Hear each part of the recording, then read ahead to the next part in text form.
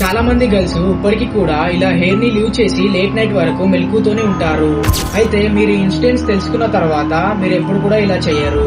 ఇది మధ్యప్రదేశ్ లోని ఒక చిన్న విలేజ్ లో జరిగింది. అయితే రీతా అనే అమ్మాయి లేట్ నైట్ వరకు తన హెయిర్ ని లీవ్ చేసి ఏవో దేవుళ్ళ ఫోటోలు క్లీన్ చేస్తుంది. అప్పుడు టైం కూడా ఎగ్జాక్ట్ గా 2 to 3 AM మధ్యలో ఉంటుంది. అయితే ఆమెకు నిద్ర పట్టక ఏదో ఒక పని చేసుకుందామని ఇంట్లో ఉన్న దేవుళ్ళు ఉన్న ఫోటోని క్లీన్ చేసుకుంటా ఉంటుంది. అయితే సడన్ గా ఏదో గాలి తన వైపుకు దూసుకొస్తుంది. అది తనని అటాక్ చేయడానికి వస్తుంది కానీ ఎఫెక్ట్ చేయదు, ఎందుకంటే అక్కడ గాడ్ ఫోటోస్ ఉన్నాయి కాబట్టి.